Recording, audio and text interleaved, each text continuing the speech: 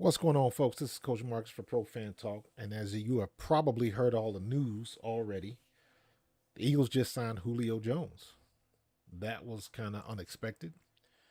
We were looking for probably a safety, another cornerback, although they did sign Josiah Scott as well. But Julio Jones was the big name. That came out of left field. Nobody was expecting that. Nobody. We knew Quez Watkins went down. He's on IR, which meant that Oz was going to move up. I thought they were going to move up Devin Allen or one of the guys on the practice squad, but I don't know.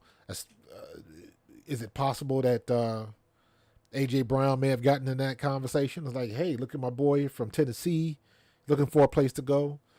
That is not out of the realm of possibility. So who knows what happened, but we got him.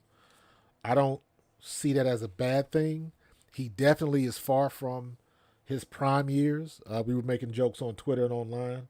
Somebody said if Devontae Smith is skinny Batman and Kelsey is fat Batman, and then you got A.J. Brown as swole Batman, what is Julio Jones? And my response was old Batman, or I said Batman beyond his prime.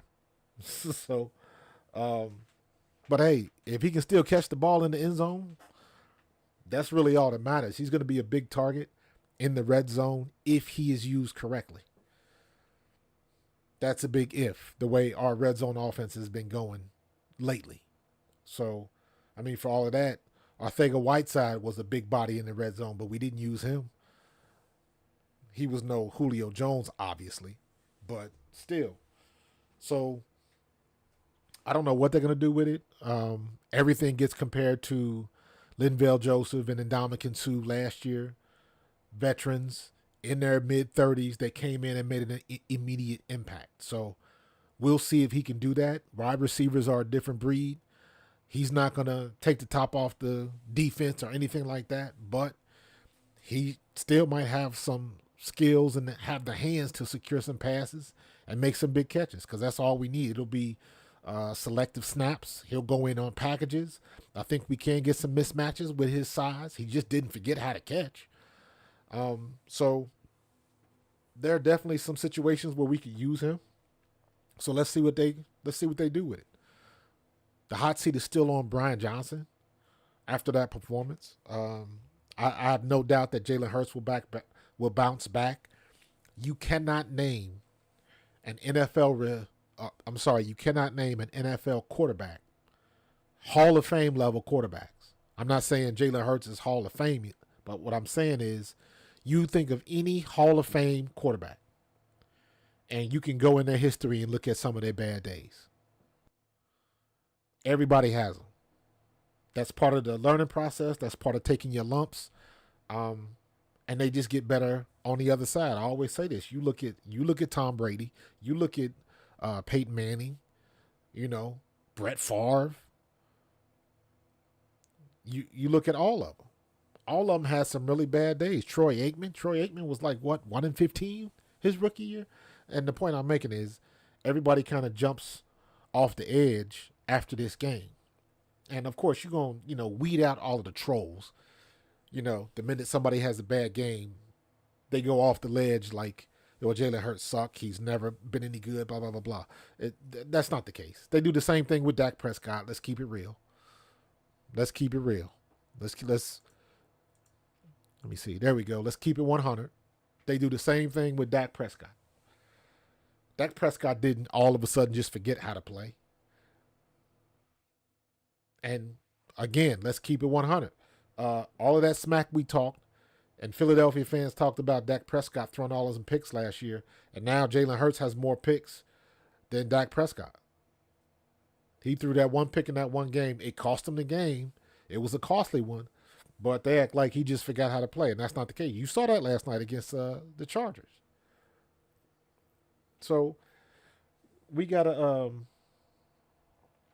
get better at that. I mean, it's not gonna get better. It's not gonna get better, but it is what it is. People they take things out of proportion. They go to the nth degree with it, and it's just stop it. Like, me, I try to keep it real. As a player, I know what goes on. I don't drink all the Kool-Aid. If Jalen Hurts was sucking, we gonna tell you he sucked. Now, as bad as he played in New York, there are some things that could have went the other way. There are some things, if some balls were caught and drives were extended, you might have a different outcome. But when you're the franchise player, you got to take the franchise blame. That's the way it goes. That's the way it goes. That's what the size of your check dictates. You got to take all the blame, especially if you under center. So we've got Brian Johnson's got some things to figure out. Not as bad as people think. I still think personally he abandons the run game too quickly. There's no reason why the 27th or the 29th ranked run defense, we throw the ball 50 something times. Or we do 50 dropbacks and throw the ball 45 times. That's still way too much. Way too much. Last year, if Jalen threw the ball above 25 times, it was problematic. So you're more apt for turnovers. And this is where you just got to know your personnel. We already know with Driscoll coming in for Lane Johnson, it's a little bit, he's not a good run blocker. Not Driscoll. Yeah, it is Jack Driscoll. Is it Driscoll? His back. I'm just gonna say his backup. I'm blanking. Hold on for a second. It is Driscoll, right?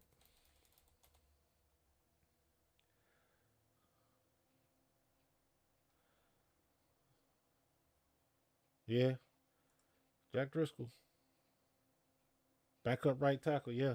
So, but what I was saying was, and this is we figured this out last year. Driscoll is not the best pass blocker, but he's a pretty decent run blocker. Now, when he played right guard, or was it left? I believe, yeah, he played left guard. Sua Opeta was right guard when Cam Jurgens got hurt. He did pretty good at guard, but tackle is a whole nother sort of set of circumstances. So even last year when Lane got hurt and he stepped in there, pass blocking was suspect. We already know that. Run blocking, he's still pretty decent at run blocking. Why didn't we run the ball? Help him out, bring a tight end over, put some double tight sets, 22 or however you want to do it, but give him some help. We don't. I get worried that our playbook isn't big enough if we can't even do that. You can't go out there against these guys and just say, okay, I know you got to do your job, so just go do your job. Well, if he needs some help, he needs some help.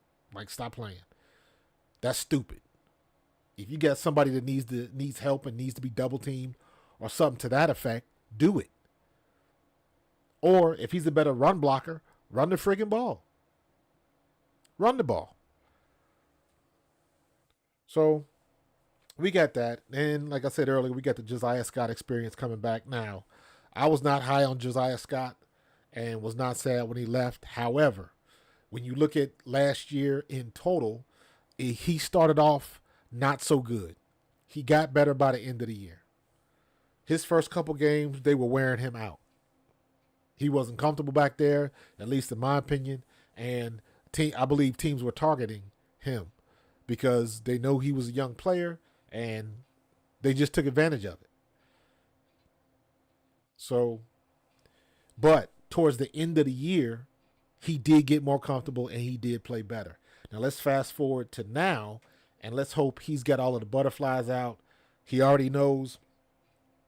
Well, I'll take that back. He doesn't necessarily know Sean Desai's defense, but let's give Sean Desai some credit for keeping everything together on our defense when we've been ravaged by injuries in the secondary. It's been crazy, and I keep saying this. We're getting our comeuppance because we didn't get injured last year. We didn't have too many major injuries last year. We had the Jalen Hurts injury kind of late. Lane Johnson, we missed him a couple games. Kelsey got dinged up but he didn't really miss any time. CJGJ and Devontae Maddox. That's it. That's pretty much it. So that's 5 major players, but collectively they really didn't miss a lot of time. Not a lot of time in the big scheme of things. So we're paying the piper. The law of averages is catching up with us with these injuries. And man, every week we've had one clean game this year. One. And we got to do better than that. But that's not something, you just hope your way through it, to be honest with you. Just hope nobody ends up in that tent or gets carted off the field. Look at what happened with San Francisco and what they got to deal with right now. Their 2 best players on their offense. I got to check the wire to see what was up with them. But those are their 2 best players, and they're out. Or at least they went to the locker room. It's one thing when you go to the tent. It's another thing when you got to go to the locker room. So I don't know what the end result was with CMC or Debo, but we'll see what's going on. I know Debo and CJGJ was jawing at each other on Twitter or something like that. I don't know. They're both vets. I don't know why they choose to get on Twitter and go back and forth. It's like, dude, I see you in the game, man. It's like, put your ego down and do what you got to do until it's time to see each other. These dudes are so sensitive now, man. They just got to say something to everybody. Just, you know what, just leave it be and just wait till y'all play each other. Then you can talk all the smack that you want. Right now, it don't really matter. So, and the way all these injuries are going in the league, you'll be lucky if you play each other anyways. So, we still need a safety. Sidney Brown's coming back, but our depth is garbage. Terrell Edmonds, I don't know. But him and Sidney Brown they're it. So, he going to do what he got to do. If we get burnt, we get burnt until we get something else in there. And the trade deadline is coming up October 31st, so Howie's running out of time. Now, I trust Howie completely. That's the Wizard of Philadelphia as far as I'm concerned. I know he can do what he got to do. So you got till the 31st, Howie, so I know there's probably some things going on in the works. Hopefully for somebody like Buda Baker or Quinn or some of these other guys that might be popping free before this trade deadline. So we'll see what he's going to do. But Howie's not done. Howie's not done. Because that's a big name with Julio Jones, but it doesn't address our issue. And Howie's not stupid. He knows what we need. He knows how much time we have left, and he knows what he's got to do. So I trust him completely in that regard. He hasn't failed us yet. He'll make something happen. So I'm not worried about that. Brian Johnson, I said this a little bit earlier, he's in the hot seat until we get that red zone figured out, and until we start just picking it up. And we definitely need some more balance in our offense, man. I'm sorry. We got a number 1 running back. Do you realize that DeAndre Swift had, 30 yards rushing against the Jets? And he's still top 5 in the league with rushing. He's still top 5 in the league. So why are we not running the ball? Run the ball. And mix it up. Get back to the play action. Get back to...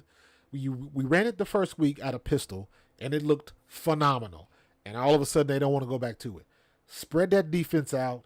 Get some zone reads off the rush and make some things happen. That kid is quick enough to make people miss. Utilize that skill. Everybody doesn't have that.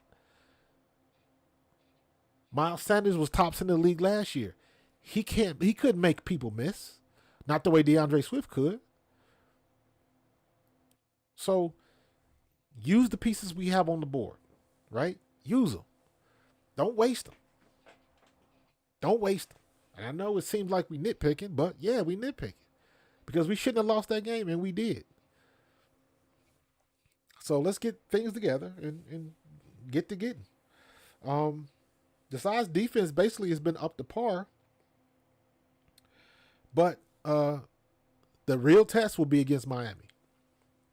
The first test was the Rams. But the real test is going to be Miami because them boys can run. And we're hurt. So we're going to have to be sound in our plan, and we're going to have to do something to stop them from going over the top. That is going to be Desai's like serious test. So we are going to have to get home. We're going to have to get the Tua to keep him from running and keep him bottled up. Because the longer he's got those long developing routes, because he likes to throw deep. So we got to figure out what we can do to get hands on Tyreek Hill, because that's going to be the problem. And we need Slay on him. Because Slay is probably our fastest DB. Maybe not now, maybe Sidney Brown. I don't know what the 40 time is. I know Slay can run with Tyreek Hill. He showed me that last year. But I don't know about these young kids. And, you know, Keely Ringo's probably not going to see the field no time soon. He's straight special team. So we got to be smart when it comes to this. We need Reed Blankenship, but I don't know if he's 100%. And even if he does come back, is he going to be 100%? I don't know. This is not the team to be trotting people out there that's nicked up and dinged up. We're going to have to do what we got to do, but that's a mismatch waiting to happen. You can't be half speed going against Tyreek Hill, because his half speed, Tyreek Hill's half speed is better than most people's full speed. Don't get it twisted. I still think that people don't realize how fast that kid is. So we got a lot to get ready for. Yeah. We got a lot of work to do. They better be ready to go and practice tomorrow. And, you know, we got to pick it up. Brian Johnson, you got to pick it up. You won't know this, bro. You got to pick it up. Sean decided this is your test, man. So we're going to see what's what. But thanks for joining me. Hit that subscribe button. Click that notification bell so you don't miss a thing. And if you don't mind, go to my YouTube channel. Click on that top 10 playlist and just let it roll. Go get yourself something to eat. When you come back, it'll still be rolling. I appreciate that. But I'm going to see you guys Thursday at 7 p.m. on A2D Radio. And at 7:30 a.m. on Morning Coffee on rvntelevision.com. So I'm in two places on Thursday. So rvntelevision.com at 7:30 in the morning. I'm on the sports segment of a show called Morning Coffee. 7 p.m. at night on A2D Radio on YouTube. So, busy day. And then we'll see what happens tomorrow. See what's trending tomorrow. So stay tuned. Talk to you guys later.